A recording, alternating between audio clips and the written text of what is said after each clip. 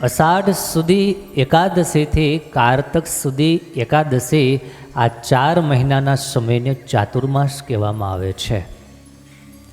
અને આ ચાતુર્માસ દરમિયાન જે કોઈ સનાતની ધર્મમાં માનનારા હોય એ બધાને, જે શાસ્ત્રમાં માનનારા હોય એ તમામને માટે ભજન કરવાનો અવસર કહેવાય. આ 4 મહિના દરમિયાન જૈન ધર્મમાં પણ વિશિષ્ટ ભગવાનનું ભજન પૂજન થાય છે. વધારે તપ નિયમ વગેરે બધું પાળવામાં આવે છે. એ જ રીતે આપણે ત્યાં વૈષ્ણવી પરંપરામાં પણ ચાતુર્માસનું બહુ મોટું મહત્ત્વ છે. આમાં ઘણા બધા તહેવારો આવે છે, પરંતુ ચાતુર્માસ કઈ રીતે પાળવો, ચાતુર્માસમાં શું નિયમ લેવા, કઈ રીતે નિયમ લેવા, કઈ રીતે નિયમ છોડવા, કયા કયા નિયમ લેવા વગેરે વગેરે વાત મહારાજે વિસનગરમાં કરી છે. ત્યારે શ્રીહરિ કહે છે સત્સંગી જીવનમાં દ્વિતીય પ્રકરણમાં શતાનંદ સ્વામી આ કથા નોંધે છે. 41મા અધ્યાયમાં મહારાજ બહુ સરસ વાત કરે છે, સાંભળો. મહારાજ કે અમારા જે આશ્રિતો છે અને સદ્ધર્મમાં જે માનનારા છે એ બધાને માટે વાત કરું છું. અષાઢ સુધી એકાદશીના દિવસે ચાતુર્માસમાં અનુષ્ઠાન કરવા યોગ્ય વ્રતનો નિયમ ભગવાનના સમીપે ગ્રહણ કરવો, આ પહેલો નિયમ છે. સવારમાં પૂજા કરવા બેસીએ, પૂજા કરતા હોય ત્યારે અથવા તો ઘર મંદિરમાં 2 હાથ જોડી અને ભગવાનને પ્રાર્થના કરવી, હે પરમાત્મા, હે કેશવ, તમારી સાક્ષીએ હું આ વ્રત કરવાનો નિયમ ગ્રહણ કરું છું અને એ વ્રત આપના અનુગ્રહથી નિર્વિઘ્ન પરિપૂર્ણ થાવો એવા મને આશીર્વાદ આપો. આ રીતે સૌ પ્રથમ ભગવાનને પ્રાર્થના કરી અને નિયમ લેવાનું હોય છે. અને બીજું, ભગવાનની પાસે દિન વાક્યે બોલવાનું હોય છે કે હે દેવ, હું આ વ્રત ગ્રહણ કરું છું, તેના મધ્યે જો મારું શરીરનું અવસાન થઈ જાય તો તે વ્રત આપની કૃપાથી પૂર્ણ થાવો. આ પ્રમાણે ભગવાનની આગળ પ્રાર્થના કરવી અને નિયમ પાલનની શરૂઆત કરવી. આ સત્સંગી જીવનમાં મહારાજ આપણને શીખવાડે છે. હવે કયા કયા નિયમ લેવા, તો આપણે ત્યાં શિક્ષાપત્રીમાં બહુ સારી રીતે આ બધી વાતો બતાવવામાં આવી છે. શિક્ષાપત્રીમાં જે વાત મહારાજે બતાવી છે, 8 પ્રકારના જે મહારાજે મુખ્ય નિયમ બતાવ્યા છે, એનો જ વિસ્તાર સત્સંગી જીવનમાં આપણને સાંભળવા મળે છે. આવો ધ્યાનથી સાંભળીએ. ચાતુર્માસને વિશે પોતાની શક્તિ પ્રમાણે ભગવાનના ભજન કરવાનું વિશેષ નિયમ લેવું, તેમજ સત્શાસ્ત્રનું પ્રતિદિન શ્રવણ કરવું, તેમની કથાનું વાંચન કરવું, પારાયણ કરવી. ત્યારબાદ બતાવવામાં આવે છે કે 4 મહિના દરમિયાન કઈ કઈ વસ્તુનો ત્યાગ કરવામાં આવે છે. ઘણા લોકો કન્ફ્યુઝ હોય છે, એકવાર આપણે સ્પષ્ટતા કરી દઈએ. ચાતુર્માસનો પહેલો જે મહિનો છે એ પહેલા મહિનામાં શાકભાજી જમવાનો નિષેધ છે. એની પાછળ સાયન્સ પણ છે કે આ સમય દરમિયાન શાકભાજીમાં વધારે પાણી ચડી ગયેલા હોય, જીવાત, ઈયળ વગેરેનો વધારે પ્રશ્ન હોય, ખબર ન રહે તો હિંસાના ભાગીદાર બનીએ.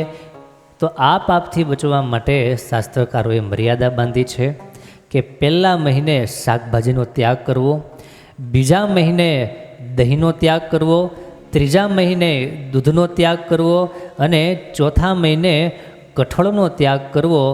આ રીતે મહારાજે 4 મહિનાના અલગ અલગ જે વ્રત છે એ બતાવ્યા છે. મહારાજ કહે છે કે ચાતુર્માસમાં જે કાંઈ ભગવાનનું ભજન કરીએ, પૂજન કરીએ, એનું અનેક ગણું ફલ પ્રાપ્ત થાય છે અને પોતાની શક્તિ અનુસાર પ્રતિદિન પરમાત્માના નામ મંત્રની 100 માળાની આવૃત્તિ કરવાનું વ્રત ગ્રહણ કરવું. આ વ્રત સર્વ કરતાં શ્રેષ્ઠ વ્રત છે. ભગવાનના નામ જપની 100 માળા દરરોજ કરવી. આવર્તન એટલે કે એટલી વાર 100 આવર્તન કરવા, યાની કે 100 માળા દરરોજ કરવી, તો એ શ્રેષ્ઠ વ્રત છે. અને એ જ રીતે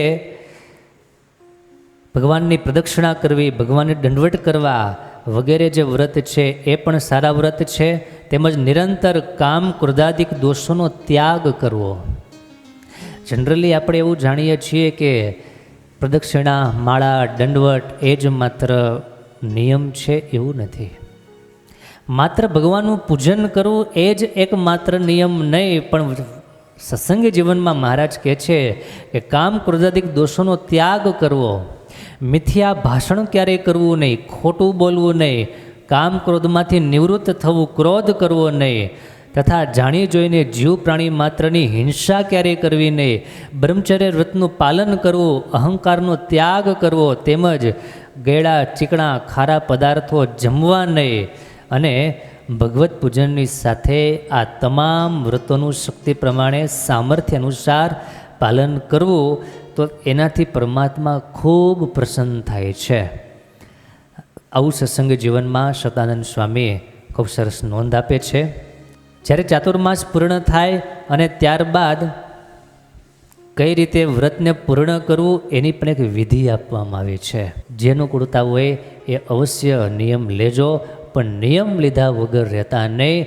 જો આપણે ભગવાનના હોઈએ તો, જો આપણે ભગવાનને આપણા પોતાના માનતા હોઈએ તો, અને જો આપણે એવું સમજતા હોઈએ કે ભગવાનની મારા ઉપર દયા છે, કૃપા છે, ઠાકોરજીએ મારું ઘણું સારું કર્યું, આવું હૃદયથી મનાતું હોય તો ચાતુર્માસમાં નિયમ લીધા વગર રહેવું નહીં.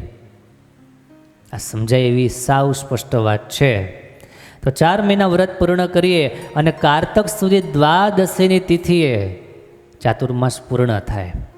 બારસને દિવસે સવારે પોતાની શક્તિ અનુસાર પરમાત્માની પૂજા કરવી, ત્યારબાદ તેમની આગળ મંત્ર ઉચ્ચારણપૂર્વક વ્રત સમર્પણ કરવું.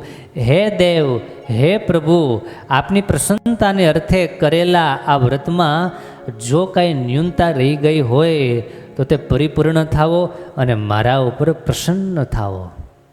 આ રીતે ભગવાનને 2 હાથ જોડી પ્રાર્થના કરી અને વ્રત પૂર્ણ કરવાનો વિધિ સત્સંગી જીવનમાં મહારાજે સંતો હરિભક્તો યાને કે આપણને સૌ કોઈને બતાવ્યો છે. તો આ વિધિ પ્રમાણે ભગવાનના ભક્તો ચાતુર્માસ દરમિયાન નિયમ લઈ અને નિયમ પાળીએ. કઈ રીતે નિયમ લેવા એ બતાવવામાં આવ્યું છે, અને એક વિશેષ એ પણ બતાવવામાં આવ્યું છે કે નિયમ ભગવાનના એકાંતિક ભક્ત, ભગવાનના સંતો એના સાનિધ્યમાં એને સમીપે જઈને પણ નિયમ લેવાનો વિધિ છે. અમુક હરિભક્તોને એવો પણ આગ્રહ રહીએ કે આ નિયમ તો મેં લીધા, એથી વિશેષ કાંઈ મારે યોગ્ય કાંઈ લાગતું હોય તો સંતો મને જે નિયમ આપે એ નિયમ પણ મારે પાળવું છે. આવું પણ હરિભક્તોનો આગ્રહ રહેતો હોય તો આ પણ એક નિયમ છે. માટે ચાતુર્માસમાં ભગવાનના ભક્તો નિયમ અવશ્ય પાળજો.